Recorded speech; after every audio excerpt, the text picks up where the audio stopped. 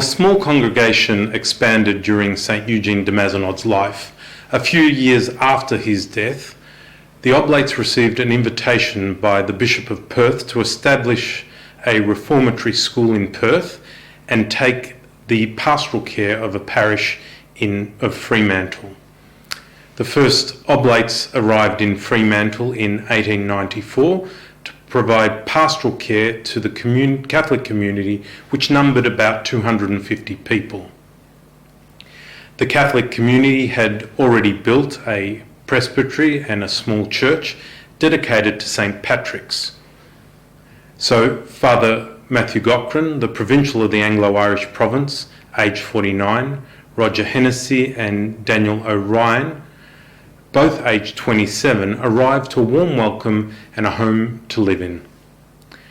The provincial coming out with the first group highlighted the importance placed on this small mission. Two brief paragraphs appeared in the Anglo-Irish newsletter later that year. Three Oblate fathers who left England for Western Australia had some hours in Colombo on June the 12th, 1894. A fortnight later, they landed at Albany. Father Daniel O'Ryan remained there in order to allow the resident priests to visit some scattered Catholics. Father Cochrane and Hennessy went to Fremantle. On Sunday, the 1st of July, 1894, the Bishop of Perth solemnly put the Oblate Fathers in charge of the parish of Fremantle. A mission was begun that same day, and the people attended in large numbers. The League of the Cross has since been established in Fremantle. The League is quite new to Western Australia. I think the fact that the provincial, Father Cochrane, stayed a year and then was replaced by Father Thomas Ryan in his place, aged 37, is just part of the story and the youthfulness and the passion and the vigour of this new mission. The mission in Australia featured prominently in every council in the Anglo-Irish province for a decade. It was a difficult start, and the early community faced many challenges. 2 years after our arrival, there was a serious discussion in one of the council minutes about closing the mission. Thankfully, they persevered, and we've had many years of success over the last 125 years. And there's much to be proud of.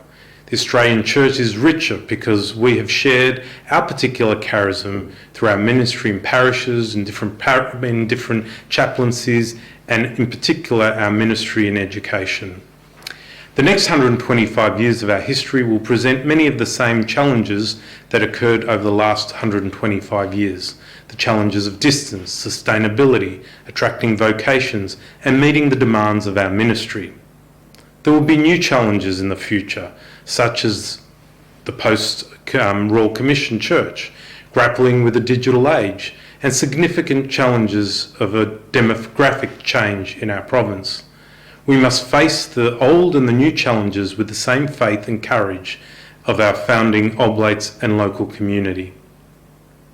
One thing that I'm confident of is that we will not have another 125 years of history in the Australian Church unless we discover new ways of working in collaboration with the communities we serve and the lay people in them. The de Mazenod family is an important part of this, and I hope a new chapter of the history of our province. As we boldly face the future, may we dream a new reality together. Let us never forget our humble beginnings. That who we are today is built on the courage and the faith and the sacrifice of those who came before us, both Oblates and the de Mazenod family together, even though maybe it wasn't named and formally acknowledged as we're hoping to do in the future. We can have great pride on our significant achievements over the last 125 years and look to the future with a sense of daring and passion for the spreading of the good news through our mission here in Australia.